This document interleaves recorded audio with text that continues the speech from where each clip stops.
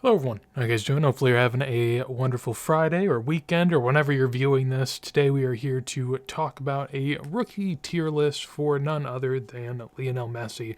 A fun player to do a tier list on, as he has a decent amount of rookies, 8 to 11 depending on how you want to class them, which offers enough to make a list, but not too many and not too few. And after the amount of time I've been in this space, I feel like I have the knowledge finally at last to be able to make this and feel generally good about it. So let's go ahead and talk about it. As always, just to go ahead and get some things out of the way here, of course, we start with the disclaimer. First off, I'm a singular individual. By no means is this meant to be the definitive list of how you should rank them yourself. I'll talk through a lot of the pros and cons of different ones, and I recommend you to take into account what you feel matters to you most and maybe build out your own list as well. Hopefully this can give you some ideas to go ahead and bounce off of whenever you're looking at Messi rookies. I also will state that I decided to do just Messi rookies because it's a tangible amount that is easily digestible. I know that there's, Jordan hierarchies and that type of stuff out there, but, to be honest, that was a massive task in and of itself for the Jordan space, and with Messi and with numbered cards, I mean, to be able to do it for an entirety of a more modern player is just really, really difficult. So that's not anything I want to do. If any one of you want to take it up, I will more than happily, promote it and push it to other people because I do think it's fun. But at the same time, that's not what I'm going to be here to do today. So this is just going to be rookies for the sake of, simplicity, and so we can all go home and not have to watch 10 hours of videos on it. Continuing further, this is not a ranking of the best buys, of course. I am ranking what I feel are the best to worst in terms of his rookies. So don't just take this list as you got to buy the top ones, you don't have to buy the bottom ones. Personally, I own them all. I think that they're all great, and I'm a bit more of a holistic collector, so I like to go that route. Up to you on how you want to go ahead and go about that, of course. And finally, this is merely my perception over the nearly 5 years I've been in soccer at this point. So, I feel like I have a decent base to come at this with. But with that said, let's go ahead and get into it. So we're going to go in a somewhat random order here. We start with the 2004 Panini Sports number 62 Mega Cracks. On the slab over here, it says Campio. We'll talk more about that at the end. Essentially, there's Campio and Campione.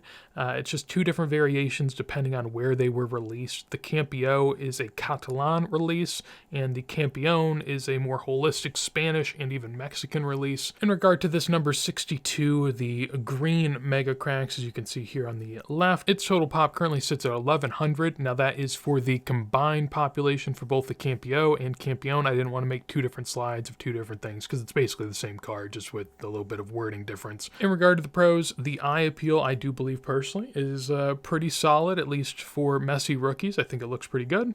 It also has cardstock, which I'm going to generally assume is a pro. It depends on if you like that or not. A lot of people at this point in time kind of like cards, and especially more American collectors like cards over stickers, so that can be seen as a pro. In terms of cons, it is a team set, so it's not a league release, and generally in the hobby, league releases are, seen a bit more fondly, as generally it's harder to get those as opposed to a team set, because in a team set there's only so many different players, so there's going to be more Messis as opposed to league, where you have 20 teams, and so it's going to be a lot harder to nail in on that one person you want.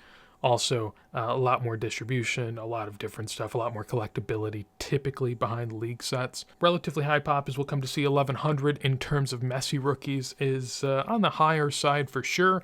But 1,100, I guess, when you talk about general, hobby nature, isn't all that high, to be honest. So it depends on how you want to see that. My plan was to go ahead and rank them as we sort of went through, but I'm just going to talk through all the rookies instead right away.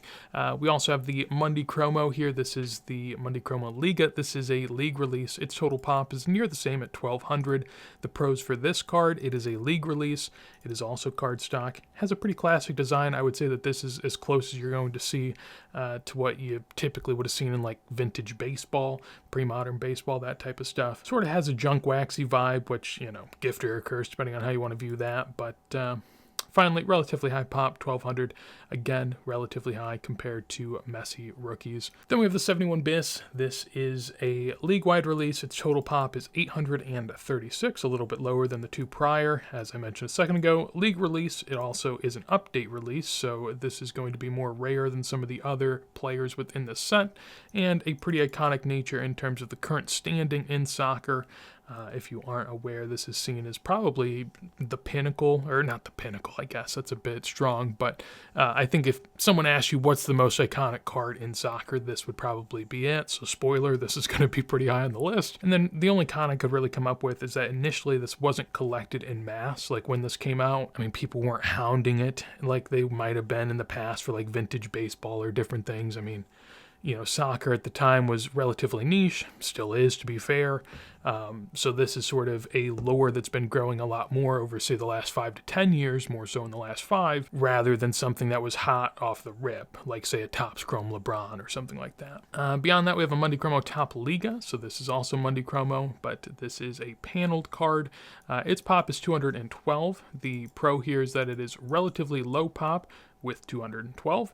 It also has a card stock. Now the cons, it is a panel card. 4 players in total. There's 2 on the front, 2 on the back, and also I would say generally people don't really think it's a great eye appeal. The yellow, the black, I mean, make of it what you will. There is also a foil version of this at a pop 217, just a little higher. Now with pops, you always have to wonder, is it higher pop because more people are, trying to send in the foil and get them graded? You'd have to assume a little bit of that's going on, but it's nearly the same. In terms of pro, the only thing changing here is the foil finish. It is the only Messi rookie to have a foil finish, so it has that sort of specific thing going for it. Beyond that, a couple more team releases here. We have the number 35, the Mega Cracks number 35 from 2004. This is also from the Barcelona team set. Its total pop was 1100. It also has the pro of a pretty good eye appeal, I would say. You also, of course, have the card stock going for it. And in terms of cons, you have the team release and, again, relatively high pop. Much of that matching here with the number 89, which is also in the team release. This actually has a staggering pop of 2200. I knew that it was higher, but I only realized today how much higher that actually is. In terms of pro, again, eye appeal, card stock, all that good stuff. Team set release and relatively high pop going against it. And then finally, we have the 2004 Panini Este sticker. So this is the only sticker on the list. It is currently at a pop 200. I will clarify, and I probably should have at the beginning, the total pops are based purely on PSA pops, so take that into account. In terms of pro, of course, it is a Panini sticker, which if you're talking about the lineage of soccer, I would say Panini stickers are akin to, say, like a Topps baseball card in the sense that it is really what a lot of the, mid-1900s into the late 1900s is built upon. Also, it is low pop in an unstuck version. Now, keep in mind, and I guess we can talk about this as we go forward, it was not graded for a couple years by PSA. Again, we'll talk about that in a second. Now, on the con side, it is a sticker release, so, it depends how you want to take this. Some people look at Panini stickers and think of them very highly because, again, as I mentioned before, it's what a lot of soccer collecting history is built upon. Some people look at stickers and don't really see them all that fondly because maybe they're American and like the card versions instead, or maybe they just like what they perceive to be, and to be fair, I mean, cards are generally higher quality, and so stickers are a bit lower quality, and so they prefer the cards over the stickers for that reason, and, to each their own. Now, on the con side, it is high pop in a stuck condition, so basically stickers are, of course, meant to be peeled and then stuck into an album where you put together the league. And so, they are fairly hard to come by unstuck because most kids just got these and peeled them. But in terms of stuck conditions, they actually are fairly easy to find, at least fairly easy in comparison. And so, it's a really sort of tricky line that you toe here. Unstuck, they're one of the rarest rookies. Stuck, they're one of the least rare rookies. So condition rarity certainly playing a factor here. And finally, on the con side, we have fake concerns. So there was a time where PSA, SGC, and CGC were grading some fakes of these. PSA halted their grading on these stickers for a couple years while they went ahead and sorted it out, and now they are back to grading them. Generally, you don't see a lot of the fakes show up anymore on the market. If you have any concerns, if you ever wonder about these types of things, go ahead and message me on Instagram if you'd like. There's also a vintage Discord in the links down below. They have a pre-modern section, a seeking info section, and if you have any questions in regard to fake Messi Este, I'm sure you could post them there, and myself or someone else might be able to help. If ever in doubt, PSA is a good way to go because if it is proven to be fake, then they will go ahead and reimburse you. So that's a good way to just make sure that you are covered.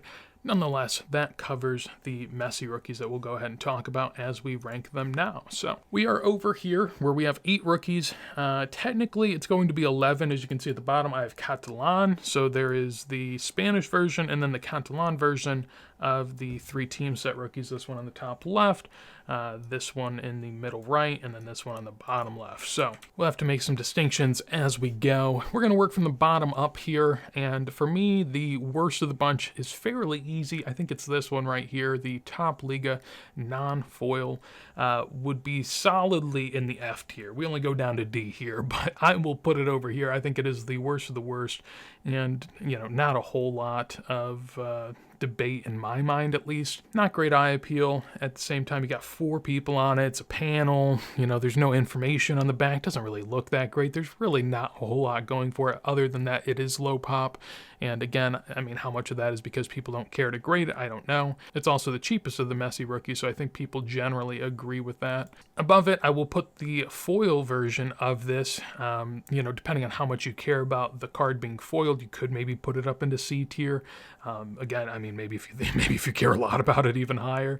I used to care a lot about it personally, just because I thought it was unique and pretty cool. As time's gone on, you know, I'm a little less impressed by it.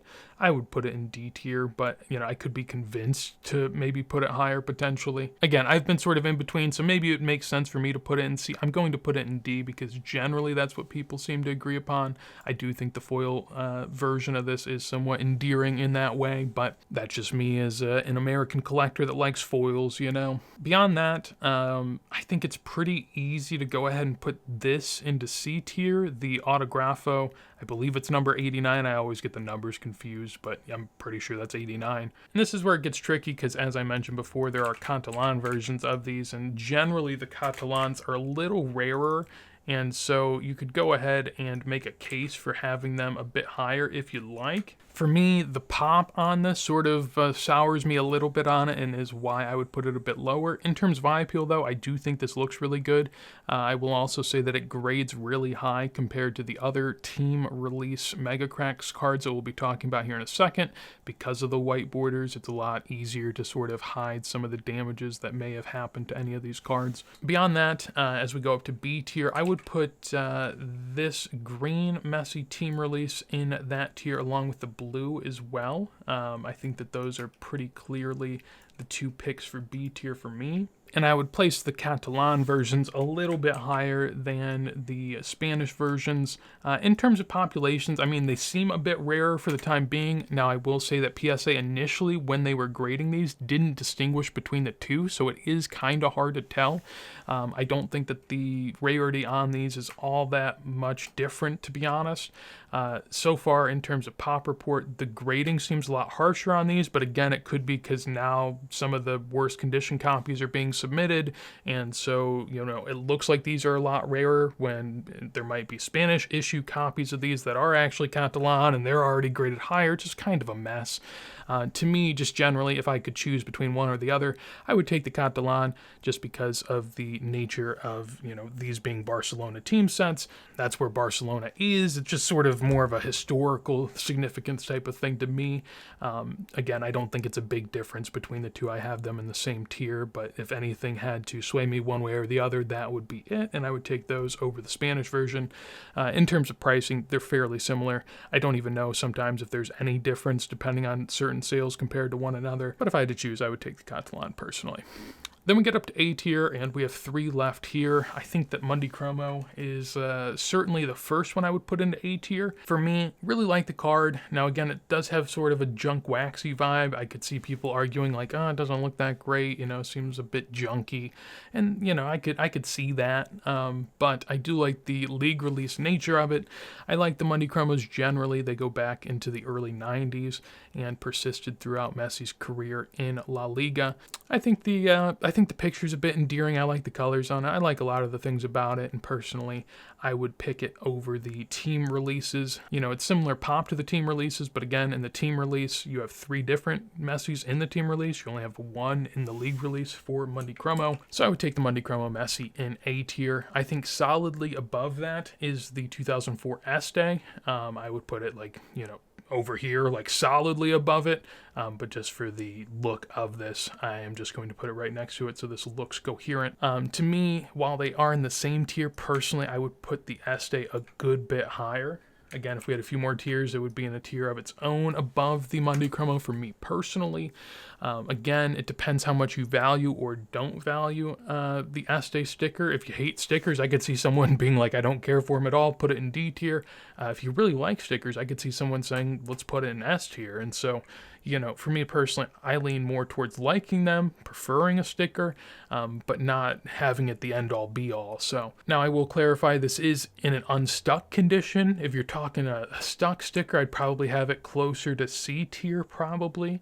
But an unstuck sticker for me would be an A tier. So, and then finally, last but not least, not really much of a surprise. I'm not going to do anything crazy here today, but the 71 Bist does easily get the one and only S tier spot on my list. It has generally been deemed to be one of the best modern soccer cards. Definitely the best if you're not talking about like numbered cards or anything of that sort. Of course, this is a base card.